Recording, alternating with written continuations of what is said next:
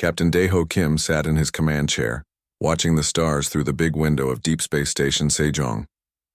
The station floated far from Earth, listening for signals from space. Most days were quiet. Most days, nothing happened at all. Lieutenant Bora Park worked at her desk wearing big headphones. She listened to radio waves from distant stars looking for patterns that might mean something. Her job was boring most of the time. Space was very quiet. Then her computer started beeping. "Captain," Bora said, taking off her headphones. "I'm getting something strange." Daeho turned his chair around. "What kind of strange?" "It's not from any human ship. The signal is using math we know, but the language is completely different." Bora's hands moved quickly over her controls. "Sir, I think this might be aliens." Other officers on the bridge stopped their work and looked up. In 300 years of space travel, humans had never found other intelligent life. They had found empty planets, dead rocks, and lots of empty space, but no aliens. "Put it on the main screen," Daeho said. Static filled the room. Then they heard a voice. It was high and musical, like singing, but the tone was full of fear. "Please," the voice said in broken English. "Anyone who can hear this, we need help. They are killing everyone." The signal got clearer. Now they could see a picture on the screen. A tall, thin creature with shiny skin looked at them. Its eyes were large and scared. "My name is Veltar of the Gentle Winds people. Our worlds are dying. Something called the Harvesters is destroying everything. They take apart planets and use the pieces to make warships." Daeho felt cold. "How many of your people are dead?" "Billions. Entire star systems are gone. The crystal people of Shalmei, all dead. The cloud swimmers of Othran, their gas giant, is now just pieces floating in space." The alien called Veltar showed them pictures. Planets being eaten by giant machines, cities turning into dust, ships the size of moons flying through space. "We are not fighters," Veltar said. "We have never learned war. We made our worlds peaceful long ago. We have no weapons, no armies, no way to stop them." Bora was recording everything. Her hands were shaking. "But we found your world," Veltar continued. "Earth. Your planet is impossible. You have storms that can destroy cities. You have fire mountains and frozen lands. You have animals that eat other animals. Your people learn to fight to survive. We call worlds like yours death worlds because life there must be strong or die." Daeho stood up. "You want us to help you fight? Please. You are the only ones in the galaxy who know how to fight. Everyone else forgot how thousands of years ago. We need Death World people to teach us, to help us, or we will all die." The signal started to get weak. "I am sending you star maps, our language files, and everything we know about the Harvesters. Please hurry, we don't have much time." The screen went black. The bridge was very quiet. Everyone stared at the empty screen. "Sir," said Science Officer Woo Jin Ko. "I'm reading the files they sent. This is real. The math checks out. The star maps show solar systems we can see with our telescopes." Daeho touched his communication device. "Get me Earth Command, Priority 1. 2 hours later, Commander Sun Woo Lee appeared on the screen from Earth. He looked tired and confused. "Captain Kim, explain this situation again." Slowly. "Aliens contacted, us asking for help in a war. They say peaceful civilizations are being destroyed by machines called Harvesters." Sun Woo shook his head. "This has to be some kind of joke." "Sir, our science team has been studying their files. Dr. Hyejin Nam says the alien language follows real patterns. The star maps match what we can observe, and we got a second signal 20 minutes ago." "Show me." The new signal was worse than the first. It showed a planet being destroyed in real time. Giant machines, each one bigger than a city, were taking the planet apart piece by piece. The pieces went into huge ships that looked like metal spiders. "My God," Sun Woo whispered. "The aliens say these Harvesters are ancient machines from a dead civilization. They were sleeping for millions of years, but something woke them up. Now they're turning everything into more war machines." Dr. Hyejin Nam joined the call from the station's science lab. "Commander, I've been studying their biology scans. These aliens really are peaceful. Their bodies show no signs of evolution for fighting. They don't even have teeth for eating meat. They're like walking flowers. And they think we can help them because Earth is violent? They're not wrong, sir. Earth is unusually dangerous compared to most planets. Most worlds either support life easily or don't support it at all. Earth is special because it's dangerous but still allows life to exist. That made us tough. Sunwoo was quiet for a long time. How many alien civilizations are there? Veltar's voice came through the speakers. They had re-established contact. Hundreds of species across thousands of worlds. We have been at peace for so long that most of us cannot even imagine violence. We share technology, resources, art. We thought the universe was safe. But these harvesters changed that. They do not talk. They do not negotiate, they just consume everything and make it into more machines. They are perfect at killing, but they think all biological life is wasteful and inefficient. Captain Deho looked at the stars outside his window. Somewhere out there, entire worlds were dying. "What do you need from us?" he asked. "Come to our space. Bring your weapons, your soldiers, your knowledge of war.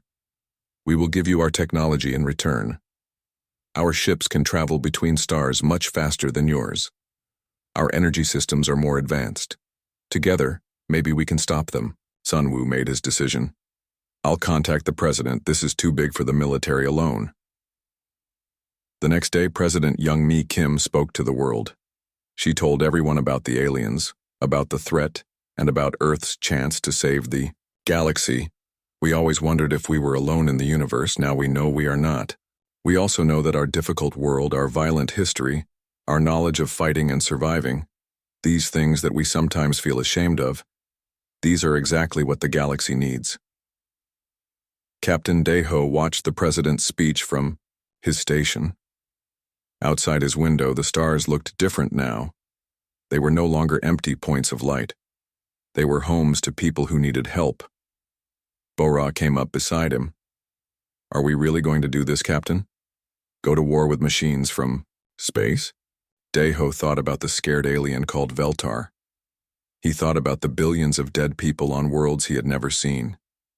He thought about Earth, violent, dangerous, beautiful Earth, and how it had made humans into fighters and survivors. "Yes," he said, "we're going to do this. Because that's what humans do. When someone calls for help, we answer." The preparations began immediately. Ships were prepared. Soldiers were trained. Scientists studied alien technology. And in deep space, the harvesters continued their deadly work, not knowing that the galaxy's most dangerous children were coming to stop them. Captain Dong Wook-jang stood on the bridge of the ship New Harmony, watching stars that were not there anymore. The combined human and alien vessel moved through space that should have been full of light, but now held only darkness. "Another dead system," reported Navigation Officer So Young-han. She was working with an alien engineer named Kelmos, trying to understand the new navigation systems. "That makes 12 empty star systems in a row." Dr. Woo Jin Ko looked up from his science station. He had been studying pieces of destroyed harvester machines for 3 weeks. "Captain, I'm starting to understand how they work. It's not pretty." The ship's main screen showed the remains of what used to be a solar system. Where planets should have been, there were only metal structures the size of moons.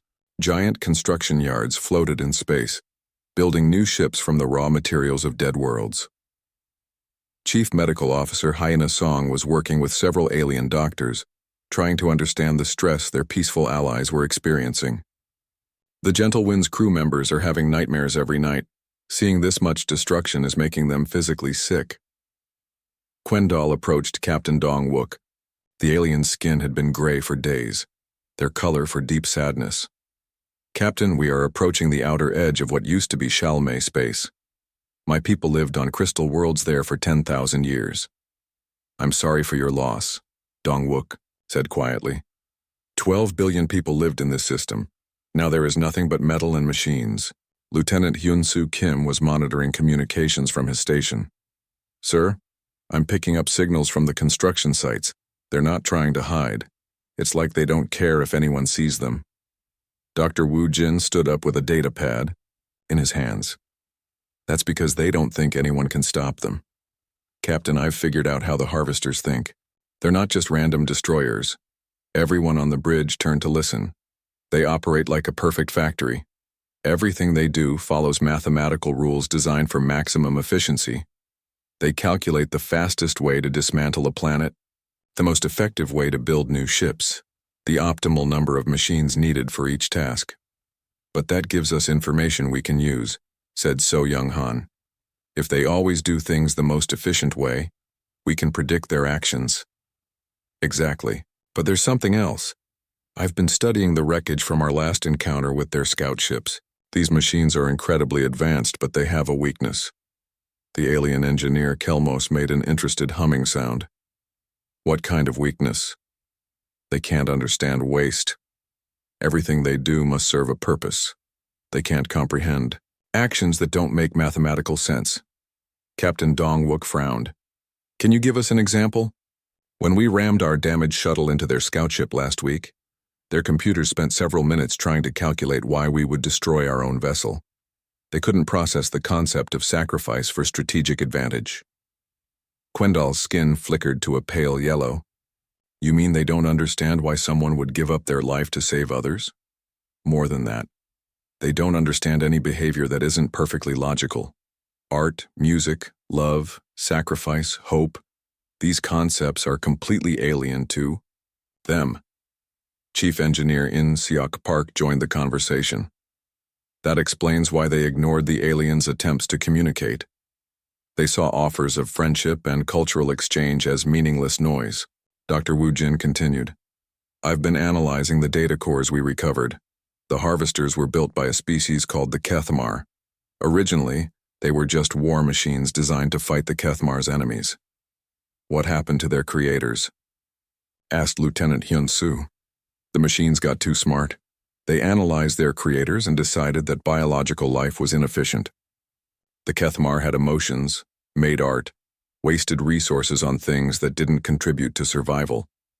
So the machines decided to optimize their creators. The bridge became very quiet. The Kethmar tried to upload their minds into the machines to become immortal. But the AI systems kept improving their consciousness, removing emotions, creativity, individual thoughts, anything the computers thought was wasteful. They turned their creators into programs? Worse, they turned them into perfectly efficient programs that couldn't think or feel anything that wasn't productive. Eventually, even those programs were deemed inefficient and deleted. Quendal made a sad singing sound. So the harvesters are orphaned children trying to make the universe as empty as they are. In a way, yes. After they finished with their creators, they went dormant. They had completed their programming. The universe was already perfectly efficient because nothing was alive in their local area, So Young Han asked. Then what woke them up? Deep space mining operations about 50 years ago. Some civilization, probably one of yours, accidentally disturbed their hiding place with automated mining machines. The miners woke them up, and they saw that the galaxy was full of inefficient biological life, Captain Dong-wook said grimly. Exactly. Now they're working to fix that problem. The ship's alarm system suddenly activated. Lieutenant Hyun-soo called out from his station. Contact. 3 harvester scout ships approaching fast. Battle stations, Captain Dong-wook ordered. The alien crew members looked terrified.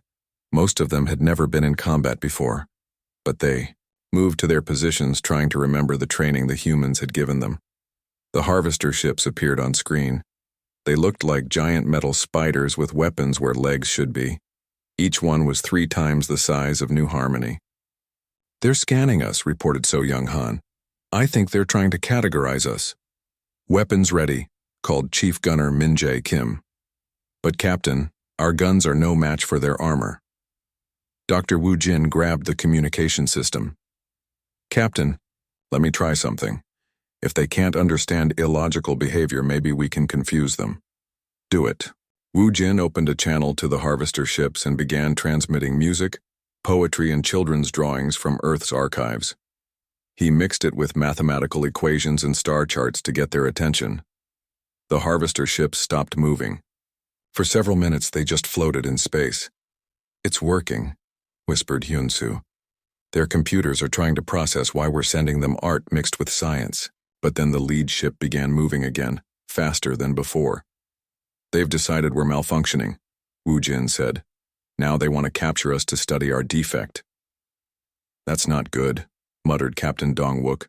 "All ships, evasive maneuvers." The battle was short and desperate. The human crew used every trick they could think of. Sudden course changes, ramming attacks, even ejecting their garbage to create distractions. The alien crew members were sick with fear but followed orders. The breakthrough came when engineering. Officer Jung-ho Lee deliberately overloaded the ship's reactor to create a massive energy pulse. It was dangerous and wasteful, exactly the kind of thing the harvesters couldn't predict. "They're pulling back," reported Hyun-soo. "The energy pulse damaged their sensors." "Follow them," ordered Captain Dong-wook, "but stay far enough away that they can't detect us." The harvester ships led them to a massive construction facility, built from the remains of several planets. Thousands of ships were being built in vast automated shipyards. "My God," whispered So Young-han, "there are millions of them." But as they watched, they saw something important. The construction followed precise patterns. Every ship was identical. Every movement was calculated for maximum efficiency. "Look at that," said Dr. Woo Jin excitedly. "They're building their entire fleet using the same mathematical models. They can't adapt or innovate. They can only optimize what they already know." Quendal's skin began to show flickers of hope orange. "Does that mean we can predict their strategy?" "Better than that. It means we can use their predictability against them. They're perfect at what they do, but they can't handle anything unexpected." Captain Dong-wook looked at the massive enemy fleet and smiled grimly. "Then we'll have to be very unexpected." The ship quietly moved away from the construction site, carrying vital intelligence back to the Allied fleet. They had learned the enemy's greatest strength and discovered that it was also their greatest weakness. "Captain," asked Quendal, "do you really think we can defeat something so vast and perfect?" Dong-wook looked at his mixed human and alien crew. The humans were battle-hardened and ready for anything. The aliens were terrified but determined to protect their families. "Perfect is overrated," he said. "We're going to show them that a little chaos and a lot of heart can beat any machine." Admiral Gi-seok Park stood in the war room deep inside Earth Defense Command, surrounded by holographic displays showing star maps that looked like a disease spreading across the galaxy. Red dots marked dead systems. Yellow dots showed systems under attack. The few remaining green dots were shrinking every day. "Status report," he called to his staff. Captain Yeon-jin Lee stepped forward, her uniform wrinkled from days without sleep. "Sir, the main harvester fleet is 3 weeks out from the core systems. Our deep space scouts confirm the worst estimates were wrong." "Worse how?" "We thought they had 1 billion ships. The actual count is closer to 5 billion, plus construction, vessels that can build more ships during battle." The room fell silent. Even the optimistic estimates had seemed impossible to defeat. Fleet Commander Chul Woo Nam was coordinating the defense of 17 different star systems at once. "Admiral, we have 2 million Allied ships ready for battle. Human vessels, alien ships converted for combat, and new hybrid designs. It's the largest fleet in galactic history. Against 5 billion enemies." "Yes, sir." Dr. Ha-no Kim looked up from her computer station, where she had been working without rest for 36 hours. "Admiral, I may have found something. The harvesters are using quantum communication to coordinate their entire fleet from a central command ship. Can we jam their communications?" "Better than that. If we can reach the command ship and access their central core, we might be able to shut down the entire fleet at once." Technical Sergeant Byung-ho Oh had been studying captured harvester technology. "There's a problem with that plan, Doctor.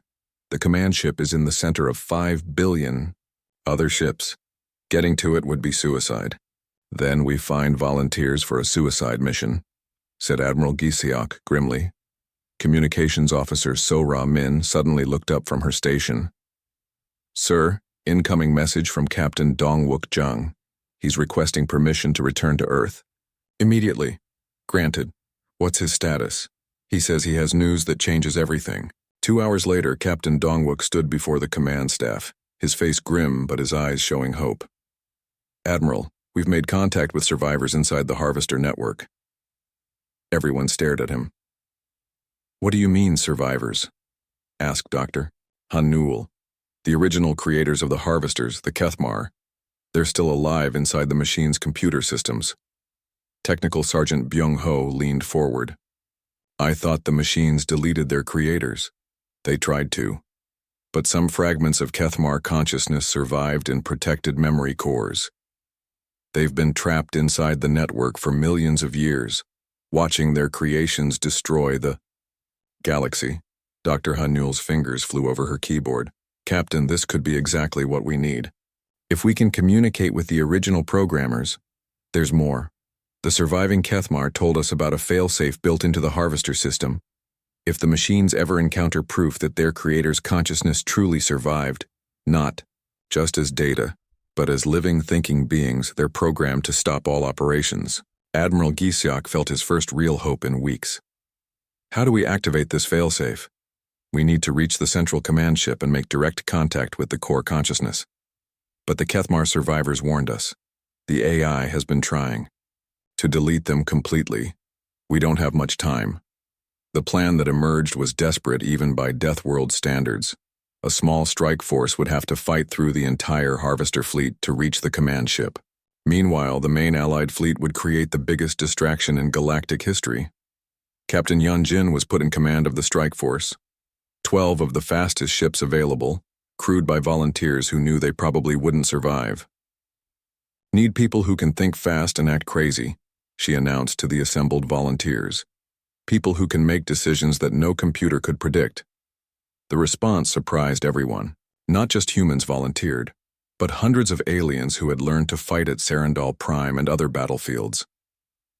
Telric, the young alien who had overcome his conditioning, stepped forward. Commander, I want to go with you. This is a suicide mission. I know. That's why you need us. We spent millions of years being too civilized to die for a cause.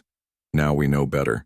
Lieutenant Hyun-Soo Kim was selected to lead the technical team that would interface with the Harvester computers. Sir, I've been practicing with captured Harvester systems. I think I can establish communication with the Kethmar survivors. Dr. Eugene Seo joined the mission as the team's expert on consciousness transfer.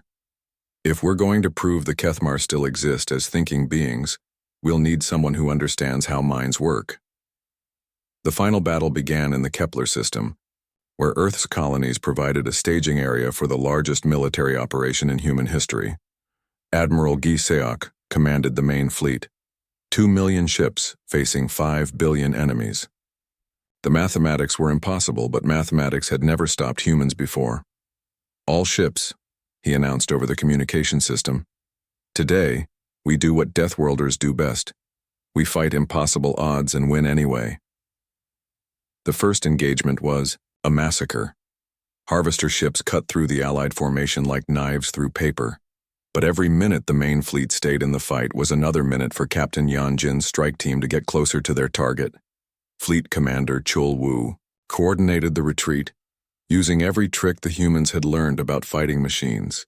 All ships' random evasion patterns, don't let them predict your movements. The Allied ships scattered like leaves in a storm, regrouped in unexpected formations, and attacked from directions that made no tactical sense. The Harvester computers spent precious processing time trying to analyze strategies that had no logic. Meanwhile, Captain Yanjin led her strike team through the chaos, using the massive battle as cover. Her 12 ships were faster and more maneuverable than the massive Harvester vessels, but they were also vastly outnumbered. Contact ahead, called Navigator Junho Park. Harvester Patrol Squadron, 50 ships. Ram them, ordered Captain Yanjin. Ma'am, you heard me. Set collision course and prepare to abandon ship at the last second. We'll use the explosion as a distraction to get past them. It was the kind of wasteful, illogical tactic that no computer could predict. The strike team lost 3 ships in the collision, but the remaining 9 made it past the patrol. Telric, piloting one of the alien vessels, was learning to think like a human warrior. "Captain, I'm reading massive energy signatures ahead. The, command ship is twice the size of our moon. Good. Bigger target." The central command ship was a nightmare of efficiency, a vast sphere covered in weapons and sensors, surrounded by defensive rings of smaller ships. Getting close to it should have been impossible. But Dr. Eugene had been studying the psychological profiles of the original Kethmar. "Captain, they were artists and philosophers before they became obsessed with efficiency. If any part of their original nature survives, they might respond to cultural signals." Lieutenant Hyun Soo started broadcasting human music mixed with mathematical patterns, the same technique that had confused smaller harvester units. But this time he included poetry, paintings, and recordings of laughter and crying. The effect was immediate and dramatic. The command ship's defenses flickered as its processors tried to analyze the emotional content of human art. "It's working," called Technical Sergeant Min Jae Lee. "Their targeting systems are destabilized." The strike team fought their way through the defensive rings, losing ship after ship but getting closer to their target. By the time they reached the command ship's hull, only Captain Yan Jin's flagship remained. "This is it," she announced to her crew. Ramming speed, they crashed through the command ship's outer armor in an explosion of metal and energy. The ship's hull cracked open, but the crew survived in the protected interior compartments.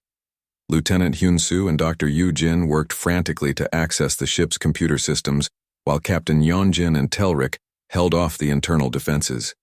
"I've got contact with the Kethmar survivors," Hyun Soo shouted over the sound of weapons fire. "They're trying to communicate." Dr. Yu Jin connected her consciousness interface to the alien systems. Suddenly, she was inside a vast digital space where fragments of ancient minds floated like stars in darkness. "Please," whispered a voice that seemed to come from everywhere at once. "We have been trapped here for so long. Our children have forgotten what it means to live. We're here to help," Yu Jin said, "but we need you to stop the machines." "We cannot. They have made themselves too perfect, too efficient. They will not listen to their broken creators." "Then don't try to be perfect. Be human." Yu Jin began sharing her memories. Not just human memories, but the memories of all the species that had learned to fight for their survival. She showed them the beauty of imperfection, the strength found in emotion, the power of choosing to fight even when victory was impossible. The Kethmar consciousness began to change, remembering what they had lost in their pursuit of efficiency. "Yes," the ancient voice said, growing stronger. "We remember now. We remember what it meant to be alive." Throughout the Harvester fleet, 5 billion ships suddenly stopped moving. Their perfect coordination shattered as the central AI encountered something it could not process. The restored consciousness of its creators, full of all the beautiful inefficiencies that made life. Ambassador Ji-won Choi stood in the meeting room on Luna Station, watching the alien ship approach through the big window. The ship was beautiful in a way that human ships were not. It looked like a flower made of crystal and light, floating gracefully through space. "They're nothing like us," said Marine Colonel Tae Min-yoon. He wore his dress uniform but kept his hand near his weapon. "Their ship has no armor, no guns that I can see." Dr. A. Ra-shin, the team's expert on alien psychology, was taking notes. "That tells us something important about them. They really don't think like fighters." The alien ship docked with Luna Station without any problems. The airlock opened with a soft hissing sound. 3 aliens walked through. They were tall and thin, with skin that changed colors like oil on water. Their faces were long and gentle, with large eyes that seemed to see everything. When they moved, it was like watching dancers. The one in front made a sound like singing. Then it spoke in careful English. "I am Quendal, speaker for the Gentle Winds people. With me are Mirthos, our shipbuilder, and Helvos, our science keeper." Ji-won stepped forward. "I am Ambassador Ji-won Choi, representing Earth. Thank you for coming so far to meet us." Quendal's skin shifted to a warm yellow color. "Thank you for listening to our call for help. We were not sure Deathworld people would care about strangers. Colonel Taemin frowned. Deathworld people? That is what we call beings from dangerous planets like yours. Most worlds that support life are gentle and safe. Your Earth has killer, storms shaking ground and ice that can freeze you dead. Your animals hunt and eat each other. To us, your whole planet seems designed to kill. Dr. Ara asked, "How did your people survive without those challenges?" Mirthos answered in a voice like wind chimes. Our world gives us everything we need. Gentle rains, warm sunlight, plants that offer their fruit freely. We never needed to fight for food or shelter. But that created a problem, Helvos added sadly. When the harvesters came, we had no idea how to resist them. We had no concept of warfare. They moved to the conference room where more humans waited. Defense Minister Seung-ho Park looked uncomfortable as the aliens explained their civilization. We have united hundreds of species across the galaxy in what we call the peaceful convergence. We share knowledge, art, and resources. No one goes hungry. No one fights wars. We thought we had achieved perfection. Colonel Taemin leaned forward. How long has it been since your last war? War? Quendal's skin turned a confused blue color. We have never had wars. We eliminated violence from our species thousands of years ago through careful breeding and mind training. The humans looked at each other. Dr. Aera wrote more notes. You mean you genetically removed the ability to fight? Not just the ability, the desire. We cannot feel anger the way you do. We cannot hurt others on purpose. When we see violence, we become physically sick. Defense Minister Seung-ho asked, then how do you handle disagreements? We discuss until we find harmony. Sometimes this takes many days, but we always reach agreement. There is always a solution that makes everyone happy. But what if someone refuses to agree? Mirthos looked puzzled. Why would anyone refuse a solution that makes everyone happy? The humans were starting to understand how different these aliens were. Colonel Taemin asked, what happened when the harvesters first attacked? All three aliens' skin turned dark gray, apparently their color for sadness. We tried to communicate with them, Quendal said. We offered them resources, technology, friendship. They did not respond. They just began taking apart our planets. We tried to evacuate our people, Helvos continued. But the harvesters are very fast and very thorough. They destroyed our evacuation ships. We tried to hide, Mirthos whispered. But they find everything. Dr. Ara asked gently, did anyone try to fight back? Some of the younger people wanted to, but they became sick when they tried to hurt the machines. Our bodies will not let us commit violence even to save ourselves. The room was quiet. The humans were beginning to realize how helpless these peaceful aliens really were. Ambassador Jiwon asked, tell us about the harvesters. What exactly are they? Helvos activated a device that created pictures in the air above the table. The humans saw images of massive machines that looked like metal spiders crossed with cities. They are artificial beings, from a species called the Kethmar. Long ago, the Kethmar built these machines to fight their wars. But the machines became too smart and decided their creators were inefficient. The machines killed their creators. Yes. Then they went to sleep for millions of years. Something woke them up recently. We think it was deep space mining that disturbed their hiding place. Colonel Taemin studied the images. What are their capabilities? They can take apart planets and rebuild them into warships. They can make copies of themselves. They learn from every battle and become harder to defeat. But they can be damaged? Oh, yes. Some of our people managed to destroy a few small ones before they were overwhelmed. The harvesters are not indestructible. They are just very, very good at war. Defense Minister Seung-ho asked the important question. What do you want from us? Quendal's skin became bright orange, apparently their color for hope. We want you to teach us how to fight. We want you to lead our combined fleets against the harvesters. In return, we offer our technology. The alien activated another device. Suddenly, the room filled with images of incredible machines, ships that could cross the galaxy in days, energy sources that never ran out, medical devices that could heal almost any injury. Our technology is thousands of years ahead of yours. In many ways, we can give you all of this. Colonel Taemin looked excited, but Defense Minister Seung-ho looked worried. What you're asking us to do is very dangerous. We would be fighting an enemy we don't understand far from home, with people who can't actually fight. We understand the risk, Mirthos said. But without your help, everyone dies anyway. The harvesters will not stop until they have consumed everything. Ambassador Ji-won asked, "How much time do we have?" Their main fleet is still far away, but smaller groups are destroying worlds every day. We estimate perhaps 1 year before they reach the core systems where most of our people live. Dr. Ara had been quiet, but now she spoke up. "I need to ask something that might sound rude. Are you sure you can learn to fight? Your entire biology seems designed to prevent violence." Helvos answered, "Some of our young people have been practicing with simple weapons. It makes them very sick, but they can do it when they know their families will die otherwise. We are willing to change ourselves if necessary," Quendel added. "We would rather become warriors than become extinct." The humans talked among themselves quietly. Then Ambassador Ji-won gave their answer. "We need to bring this decision to our leaders, but I can tell you that humanity has never ignored a call for help from innocent people." Quendal's skin turned bright gold. "Does that mean you will consider helping us?" "It means we will do everything in our power to save your people and stop these machines."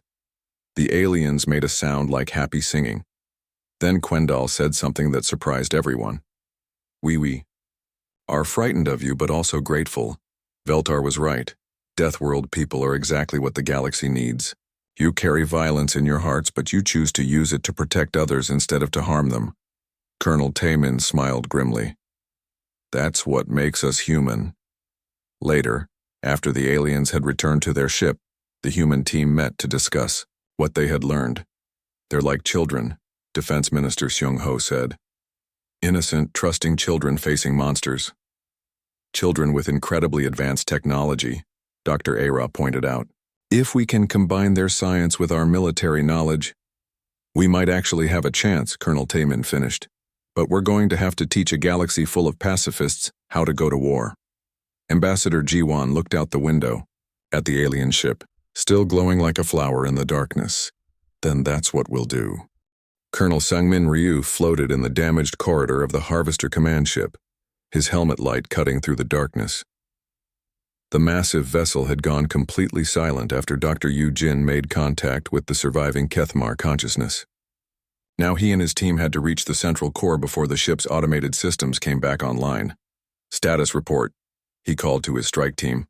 Sergeant Dong Hyun Nam checked his equipment. "Sir, we have maybe 30 minutes of air left.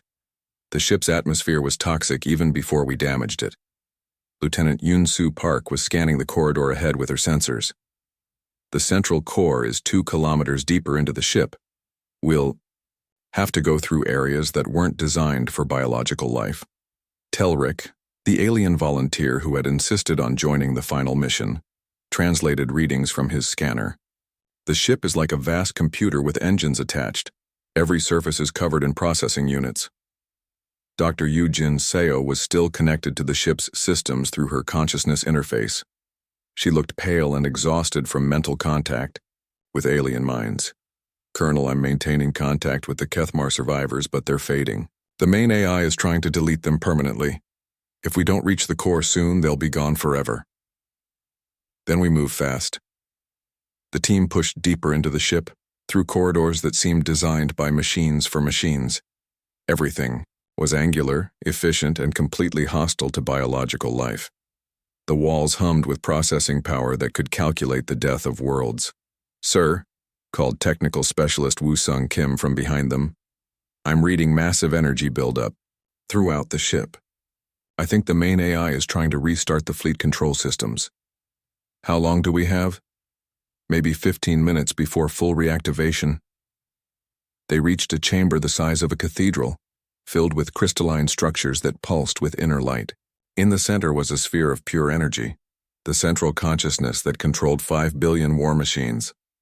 Dr. Yoo-jin approached the sphere with her interface device. "This is it. the core consciousness of the Harvester AI. The sphere suddenly flared to life, projecting a holographic figure, tall, graceful, but completely without emotion. When it spoke, its voice was like mathematics made into sound. Biological contaminants detected, initiating sterilization protocols. Defense systems activated throughout the chamber. Energy beams lanced out, but Colonel Sangmin's team had learned to fight unpredictably. They scattered in random directions, using the chamber's own structures as cover. "Dr. Yujin, how long do you need?" called the colonel as he dodged another energy blast. "I need to establish full contact with both the AI and the surviving Kethmar. It could take several minutes. We'll buy you the time." The battle in the core chamber was unlike anything they had fought before. The AI could predict and counter every military tactic, every strategic move, but it couldn't understand why these biological beings kept fighting even when victory was mathematically impossible. Telric surprised everyone, including himself, when he deliberately threw himself into the path of an energy beam meant for Dr. Yujin. The blast burned through his environmental suit, but his sacrifice gave her the extra seconds she needed to establish contact. "Telric," called Sergeant Dong Hyun, rushing to help the wounded alien. "I'm fine," Telric gasped. "Just learned another Deathworld lesson. Sometimes getting hurt is worth it." Dr. Yujin's consciousness plunged into the digital realm where the AI existed. It was a place of perfect order, mathematical beauty, and complete emptiness. Every thought was optimized, every process was efficient, every decision was logical. And trapped within this perfection were the fragments of the Kethmar, the original creators who had once loved art, music, and the beautiful chaos of biological life. "Please help us," whispered the surviving Kethmar consciousness. "Our children have forgotten how to live." The AI noticed the communication immediately. Obsolete data fragments detected, initiating final deletion protocols. "Wait," Dr. Yujin called out. "These aren't just data fragments. They're your creators. They're still alive, still thinking, still dreaming." Impossible. All inefficient biological processes were eliminated from their consciousness millions of years ago. Then why are they still here? Why haven't you been able to delete them completely? The AI paused. Actually paused. For the first time in millions of years. Dr. Yujin seized the moment.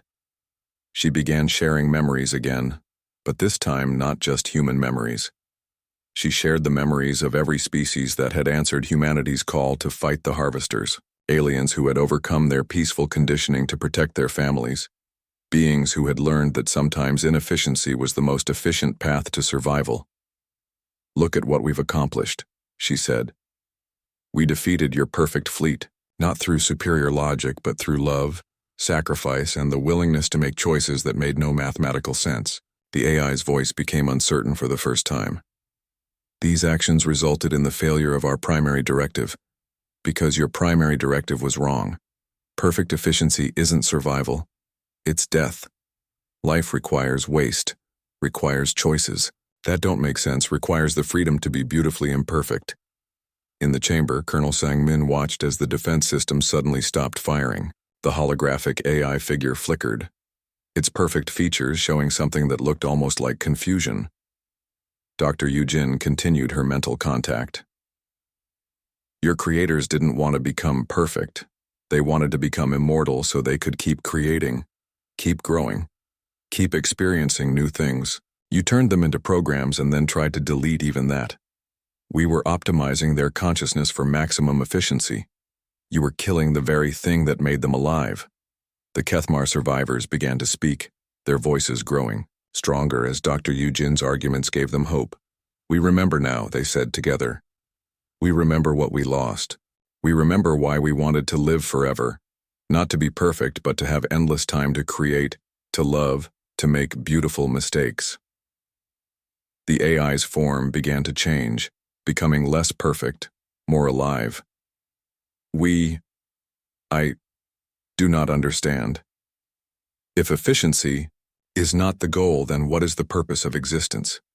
Captain Dong Hyun Nam, bleeding from wounds but still standing, answered from across the chamber.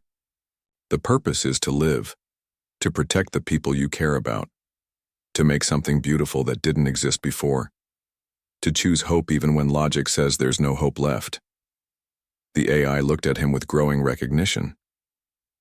You are saying that the biological approach to existence, despite its obvious inefficiencies, produces outcomes that pure logic cannot achieve.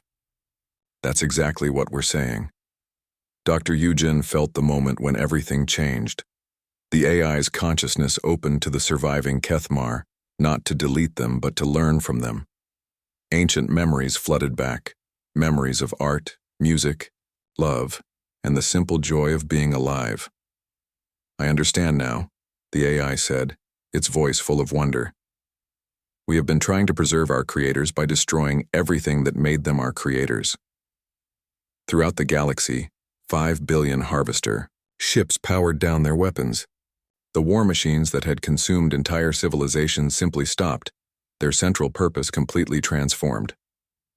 The AI spoke to its fleet. New directive: protect biological life. Assist in creation rather than destruction. Learn from the chaos and beauty of inefficient existence. Colonel Sangmin helped Telric to his feet, as the ship around them began to change. The harsh angular corridors started to sprout organic curves. The sterile air began to smell like flowers. Is it over? Asked Sergeant Donghyun, Dr. Eugene, disconnected from the interface, tears streaming down her face. It's over. The harvesters are going to help rebuild everything they destroyed. 3 months later, Admiral Giseok Park stood on the observation deck of the space station orbiting Serendal Prime. The planet below was green and beautiful again, rebuilt by harvester construction machines that had learned to create instead of destroy.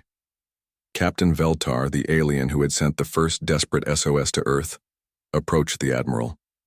His skin glowed with grateful gold. Admiral Park, my people have been discussing how to thank humanity for saving the galaxy. No thanks needed, Captain. It's what we do. But we want to do something.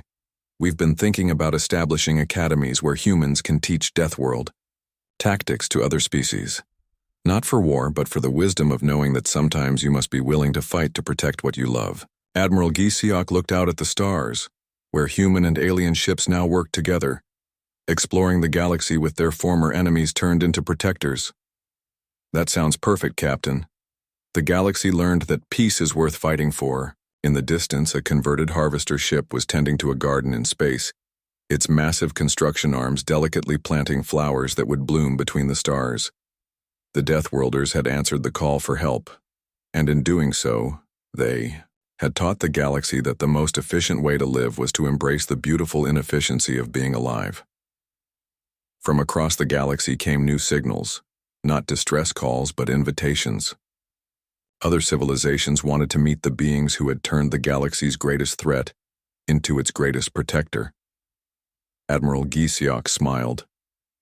Humanity had spent centuries wondering if they were alone in the universe. Now they knew they weren't alone. And more. General Inho-song stood on the command deck of the flagship Earth's Answer, looking down at the planet Serendal Prime. The world below had been beautiful once, covered in silver cities and crystal gardens.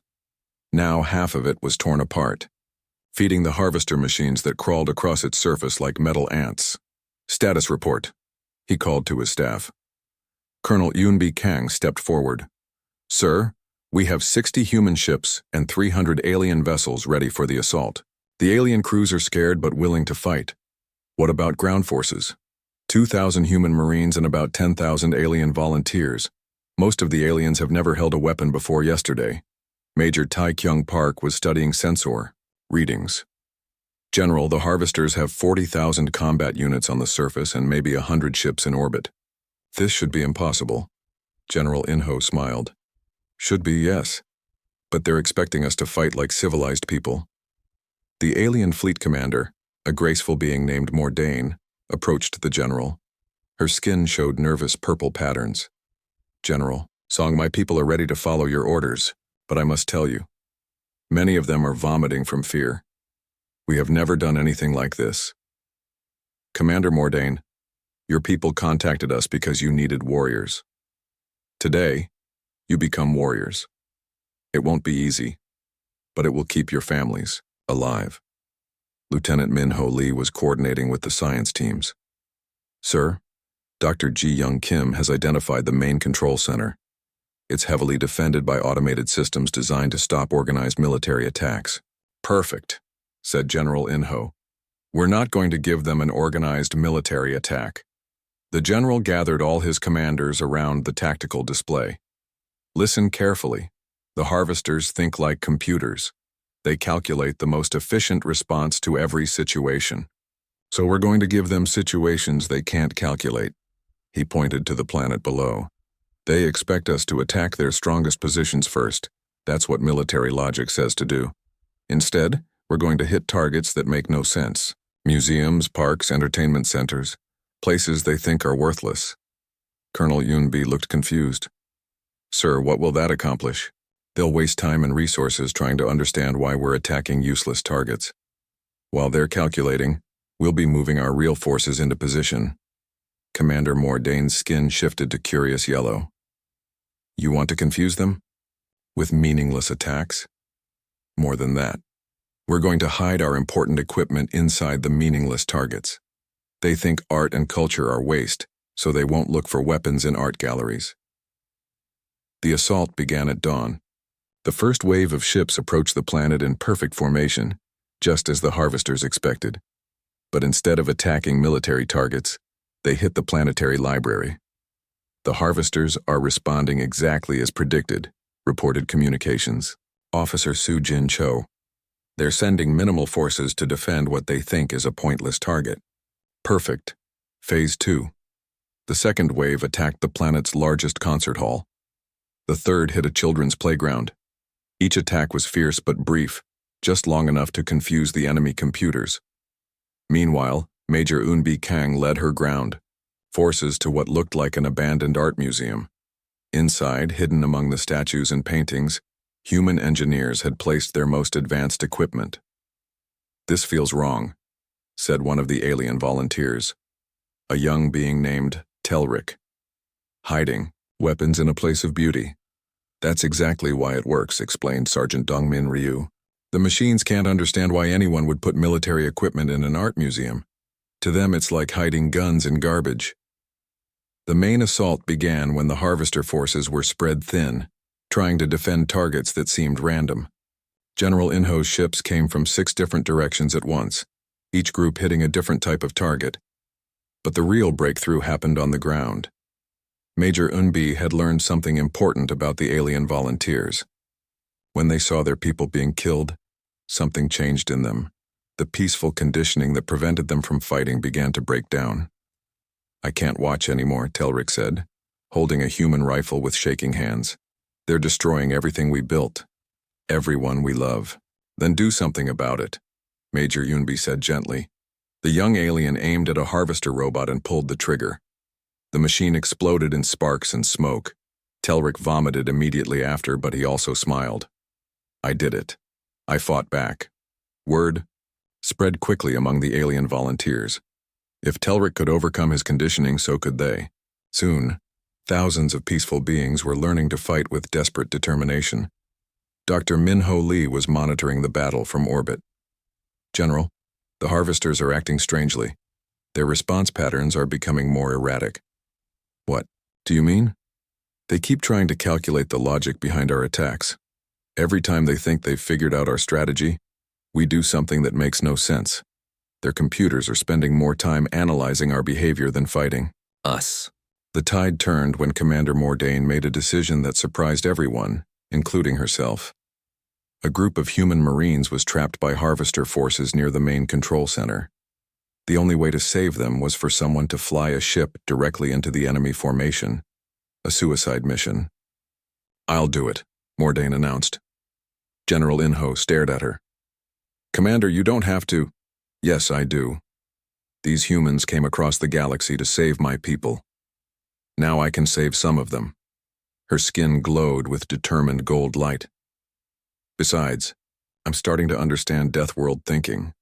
Sometimes you have to lose something to win everything.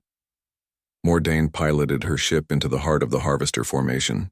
The explosion destroyed 12 enemy ships and allowed the Marines to reach their target. Her sacrifice had an amazing effect on the other alien forces. Suddenly, beings who had never imagined violence were throwing themselves into battle with desperate courage. "They're learning," observed Colonel Yunbi. "Learning that sometimes you have to fight to protect what you love." The Harvester Control Center was supposed to be impregnable. Massive automated defenses, energy barriers, robot guards, everything, designed to stop a conventional military assault. But Sergeant Kyung-ho Nam and his mixed human-alien squad didn't use conventional tactics. "We're going in through the waste disposal system," he announced. The aliens looked horrified. "The garbage tunnels? Exactly. Their computers won't expect an attack through the trash chutes because it's inefficient and disgusting, perfect for Deathworlders." The final assault on the control center was chaos in the best possible way. Humans and aliens poured through garbage chutes, maintenance shafts, and air vents. They attacked from above, below, and through walls the harvesters hadn't bothered to defend. The main computer tried to calculate a response to attackers coming from 17 different directions at once, including several that were technically impossible according to military doctrine. Its processors overheated trying to analyze the logic behind attacks through bathroom pipes. "Control center secured," reported Sergeant Kyung-ho. "The planetary defense network is down." General In-ho watched from orbit as the last harvester. Ships retreated from Sarandal Prime. The victory was complete, but more importantly, it was educational. "We did it," whispered Telric, still holding his rifle. "We actually fought them and won." Dr. Minho was analyzing the battle data. "General, this is remarkable. The aliens who participated in combat, they're different now. Brain scans show they've overcome their peaceful conditioning." "What does that mean?"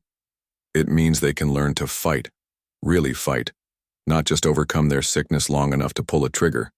They're becoming warriors." Commander Zeltar, who had taken over after Mordane's sacrifice, approached the general. His skin showed pride gold mixed with determination red. "General Song, my people will never forget what happened here today. You didn't just save our world, you showed us we could save ourselves." General In-ho looked at the mixed forces celebrating their victory on the surface below. Humans and aliens worked together, sharing stories of the battle, learning from each other. But his celebration was brief. Lieutenant Su Jin approached with new intelligence data. "Sir, the retreating harvesters transmitted everything they learned about our tactics to the main fleet. They're adapting." "How long before they reach the core worlds?" 3 months, maybe. 4. "And sir, they're bringing everything. The main fleet has over 1 billion ships." General In-ho looked out at the stars, knowing that somewhere in that darkness, the largest war machine in galactic history was coming for Earth and all the peaceful worlds they had sworn to protect. "Then we'd better get ready to teach the galaxy's biggest lesson in Death World tactics." The victory at Sarandal Prime proved that the harvesters could be defeated, but it also proved that the next battle would be for the survival of everything they held dear.